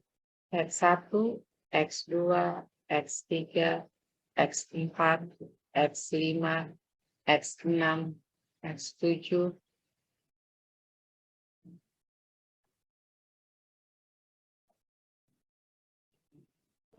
Oke, sekarang kita mau menghitung desil. Desil lambangnya adalah D. Membagi data menjadi 10 bagian yang sama. Karena istilahnya membagi 10 bagian yang sama, maka DI itu adalah rumusnya sama. Tapi lihat ini nilai yang ke. Kan rumusnya gitu ya, nilai yang ke I. N tambah 1 dibagi. Nah, di sini yang berbeda dengan kuartil. Karena ini membagi 10 bagian sama, di sini dibagi 10. Lihat, satu rumus, tetapi pembaginya berbeda. Desil berarti 10 bagian yang sama, sehingga menjadi seperti ini. Contoh sekarang, hitunglah nilai D1. Berarti nilai D1 adalah nilai ke. Ini 1 ya, berarti I-nya adalah 1. N-nya ada 13 tambah 1 dibagi 10. 14 dibagi 10. 14 dibagi 10 itu kalau kita berarti 1,4. Ya. Di buku ditulisnya 1/4/10. Nah, ini yang mau saya tunjukkan. Kenapa saya bilang nanti saya balik ke kuartil. Lihat, ini nilainya berapa, Bu? Kalau yang tadi enak, komanya 5. Ini berapa nilainya? 1,4 atau 1/4/10. Ternyata, gitu ya, ternyata kalau seperti ini berarti desil 1 atau D1 adalah nilai ke 1, ya, nilai ke 1 gitu. Tapi ada koma 4. Nah, 1 ada koma 4 berarti kan dia mengarah ke 2. Ya, 1 ada koma berarti dia sudah lewat dari 1 tapi belum sampai 2. Sehingga kalau ketemu seperti ini ada rumusnya. Berarti apa rumusnya? X1. Kenapa X1? Karena ini 1. Ditambah apa? 0,4. 0,4 dari mana? Lebihnya dari 1. Lebihnya 1 berapa? 0,4. Lebihnya 1 di sini 0,4. Dikali. Dikali mana? Katanya 1 udah lebih 0,4. Lebihnya mengarah ke mana? Ke X2. X2 kurangi X1. Jadi nilai D1 seperti ini. Atau D1 sama dengan, berapa sih nilai X1? 30. Ditambah 0,4 dikali X2-nya 35. Kurangin 30. Atau saya rinci lagi 30 ditambah 0,4 dikali 5. Atau nilainya 5 kali 0,4 kan 2. D1 nilainya adalah 32. Nah, ini sebenarnya kejadian di sini. Mana kejadiannya ini? Contohnya Q3. Q3 itu adalah 10,5. Yang sesungguhnya adalah 10 ya. Jadi nilai ke 10 tapi katanya udah lebih. Lebihnya 0,5 dari 10. Tambah 0,5. Lebihnya 0,5 dari 10. Dari X10 menuju kemana? Menuju X11. X11 dikurangin X10. Atau X10 berapa? 80. Ditambah 0,5. X11-nya 85 kurangin 80. Tahu 80 ditambah 0,5 dikali 85 kurangin 85. Atau I3 sama dengan 80 ditambah 5 kali 0,5. 2,5. Itu makanya X3 adalah 82,5. Lihat. Kok X3? Maaf, Q3. Nah, ya, ini yang mau saya tunjukkan. Tadi saya bilang akan balik ke sini. Kenapa? Karena mungkin dalam pembagian tidak menemukan bilangan bagus. Jadi seperti ini nilai ke 1, tapi ada lebihnya 0,4.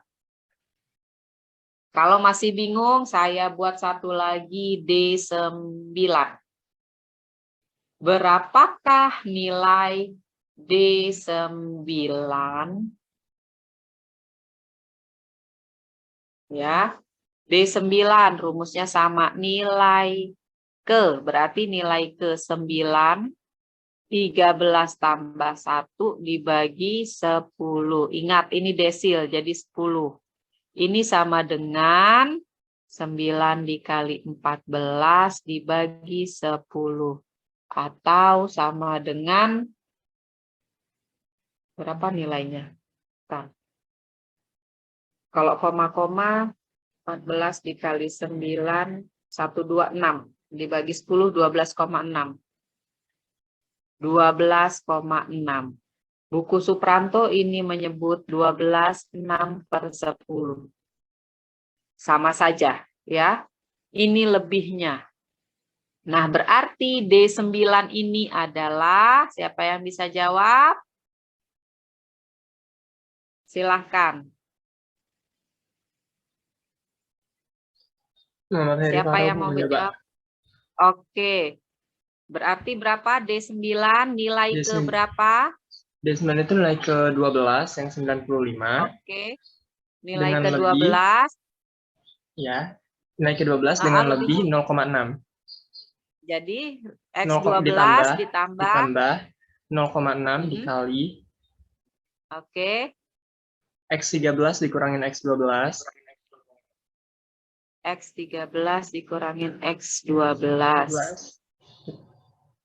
Jadinya 95 ditambah 0,6 dikali dengan 5. Ya, 100 saya buat gini dulu ya. Oh ya, Biar ada jalannya. Ntar. Karena ini kan nanti saya masukkan ke V-Class. Jadi biar, nah. Jadi berapa nilainya? jadi 98. Oke. Ya, seperti ini. Muhammad Khairi ya. Khairi ya. Iya, Bu, Muhammad Heri. Oke. Ya, jadi seperti ini. Satu lagi supaya jelas. Berapakah nilai D8? Alfat, Bu. Siapa yang mau? Halo, Bu. Alfat mau? Ya, boleh, Bu. Suaranya dikeraskan supaya saya mendengar. Baik, Bu. Baik, Bu. Kenapa? Ya, saya Oke, mulai nilai ke ini jadi nilai ke nilai ke 8 oke, dikali dikali 13 ditambah 1 bagi dibagi 10. oke, berapa jadi hasilnya? Berarti Saya sama hitungin. dengan, oh ya, saya hitung juga, Bu. 11,2. 11,2. Baik. Ya, 11,2. Ya. Oke, berarti berapa nilainya? Nilai ke nilai dari X11 ditambah 0,2 dikali oke. X12 dikurang X11. Oke, udah paham. Ya, X11-nya 85 plus 0,2 dikali 95 dikurang 85. ya, berapa tuh hasilnya? Saya buat dulu langkahnya, 87. jalannya. 87 ya? Iya. Ya, ini benar. Siapa tadi namanya Alfat? Iya, Bu. Ujung 46. Oke. Ada berapa nama Alfat? Totalnya ada banyak lagi. Alfat siapa? Alfat Asadulus, Bu. Asa, aduh, ini namanya yang susah. Saya ingat namamu. Baik, Bu. Saya buat seperti ini, izin ya. Oh iya, terima kasih, Bu. Saya ingat namanya waktu ngebaca kehadiran. Baik, ini untuk desil. Dengan contoh yang sama, bisa dibuat untuk persentil atau 100. Untuk contoh yang sama, ini bisa dibuat menjadi persentil atau 100. Berarti kalau dia persentil atau 100, ini rumusnya menjadi nilai ke ya I N plus 1 dibagi 100. Bedanya hanya di sini. Ya. Dengan data yang sama dia bisa membuat seperti ini. Oke. Karena ini sudah paham, saya mau masuk ke data berkelompok. Data berkelompok ini dari kuartil, desil, persentil rumusnya sama. Apa yang membuat dia berbeda? Pembaginya. Yang membuat dia berbeda adalah pembaginya. Mana yang membuat pembaginya berbeda? Saya buat rumusnya. Data berkelompok. Jam berapa sekarang? Ntar lagi selesai. Berarti menghitung data kelompoknya nanti jadi PR. Jadi PR. Untuk kuartil dulu, Q, ya, QI. Data kelompok selalu dimulai dengan L0. Dan selalu di sini interval. Jadi jangan bingung-bingung. Nah, ini bedanya. I dikali N dibagi 4. Ini ciri khas untuk kuartil. Dikurangi sigma FI 0. Ya, ini istilahnya sama dengan yang tadi sudah digunakan. Dibagi dengan frekuensi tempat kuartil itu berada. Ini kuartil. I-nya adalah, kalau ini Q1 berarti I-nya adalah 1. Sekarang desil. L-nya selalu begitu. Interval. Lihat rumusnya adalah IN sama. Tapi ini desil dibagi 10. Dikurangi F. Maaf. Sigma. Saya salah ya.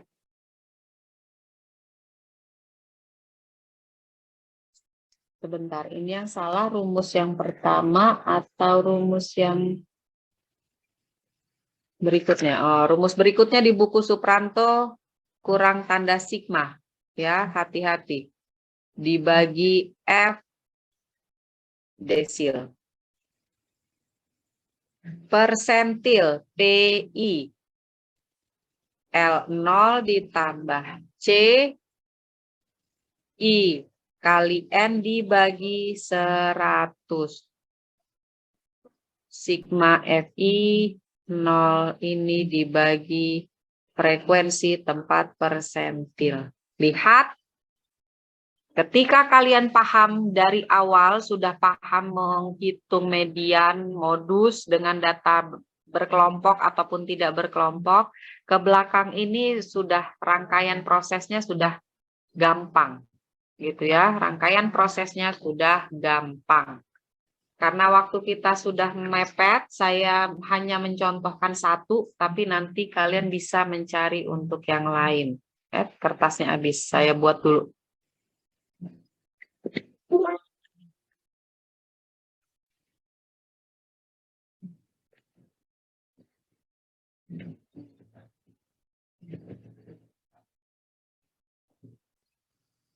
Oke, saya buat dulu.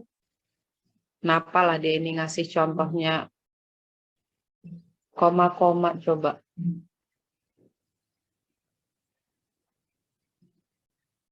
Ini contoh yang bagus karena bilangannya tidak sempurna.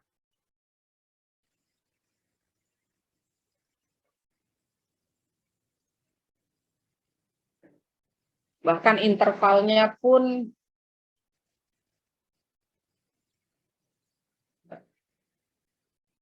adalah 0,3. Ya, intervalnya pun tidak bagus. Mungkin nggak Bu soal ujian gini? Mungkin.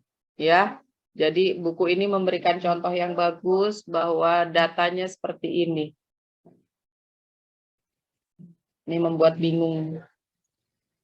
Padahal ternyata tidak ada yang susah ya. Oke.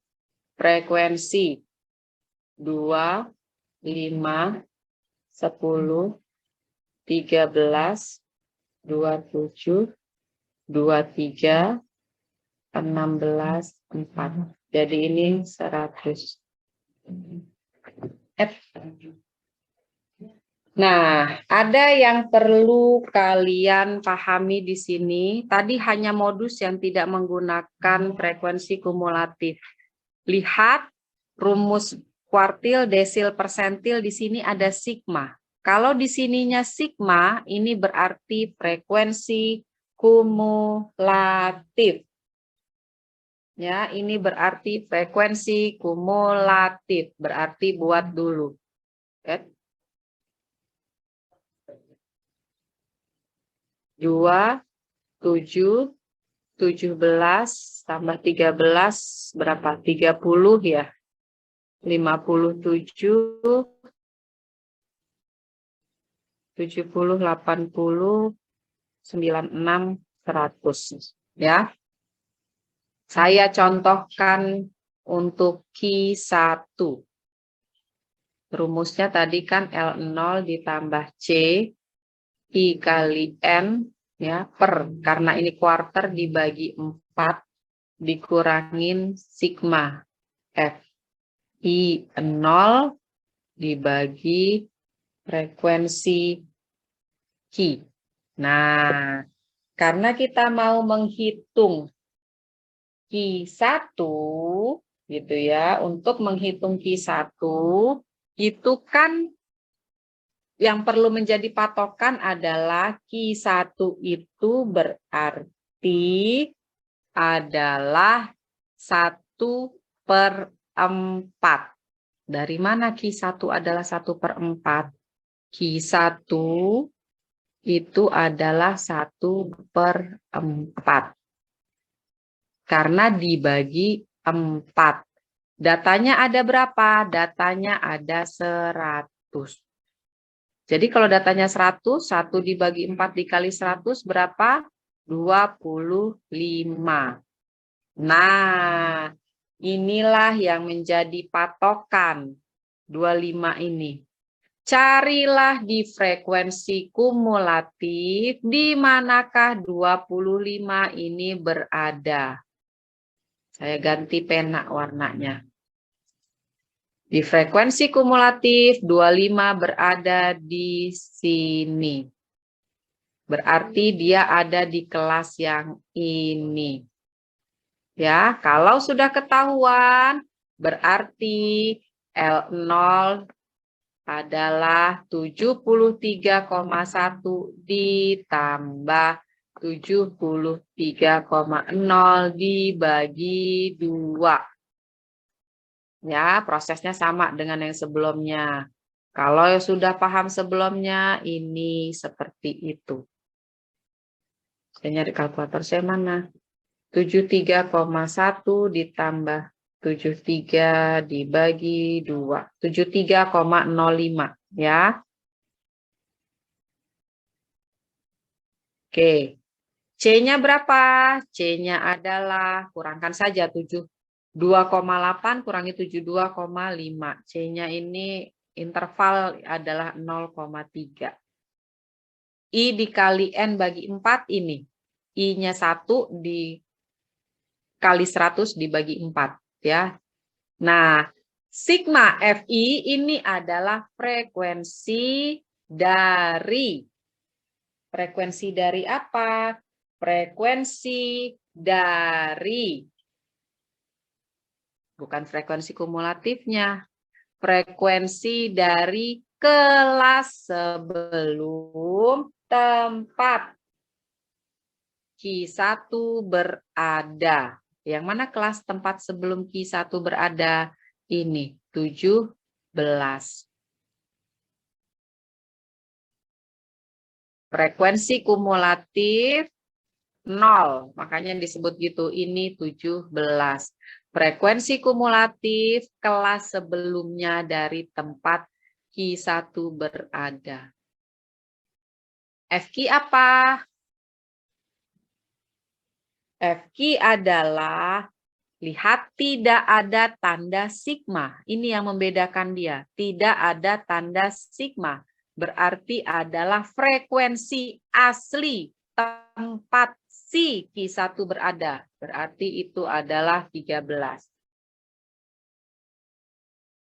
Jadi penanda dia kumulatif atau bukan adalah sigmanya. Jadi Q1 bisa kalian cari 73,05 ditambah 0,3 dikali 25 dikurang 17 dibagi 13. Hasilnya 73,23. Inilah nilai Q1. Ada yang mau ditanyakan sampai di sini? Kalau tidak ada nggak?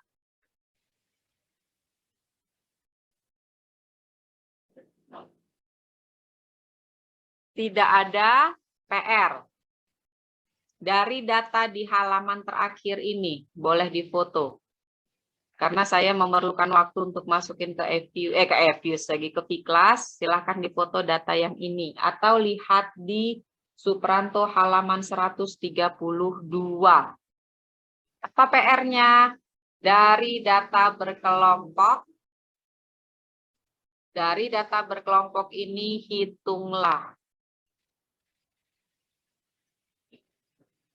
Berapa min, median, modus. Jadi UTS kalian nanti ada data mentah, kalian mulai disuruh buat data berkelompok dari data mentah.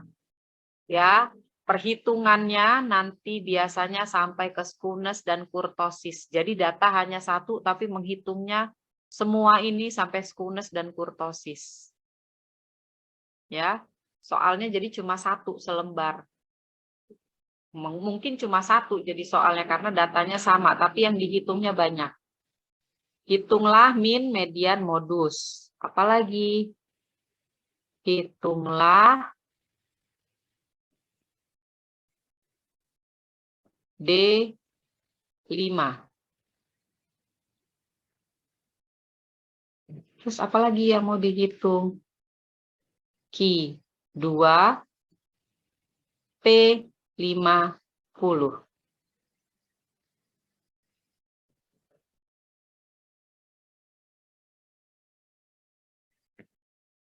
Ada dua soalnya. Selain menghitung D5, Q2, P50, apakah D5 sama dengan Q2 sama dengan P50? Jadi harus dibuktikan dengan hasilnya. Ya.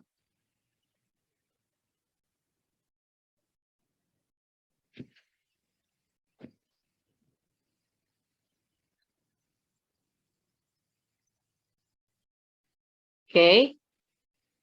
Satu lagi. Hitunglah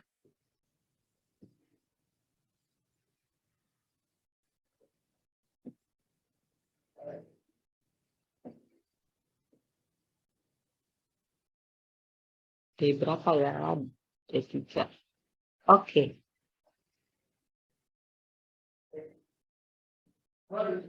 Satu lagi. Ini yang harus dibaca di buku. Apakah arti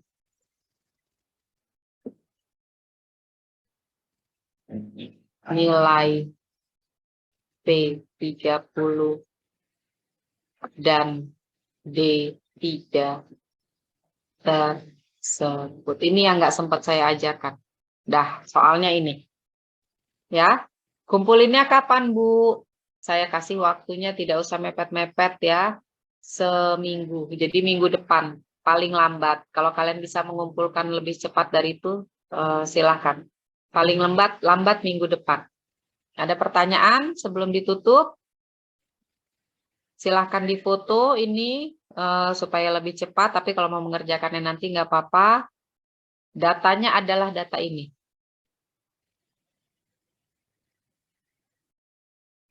Oke, kalau tidak ada, tolong dibuka kameranya. Saya foto dulu.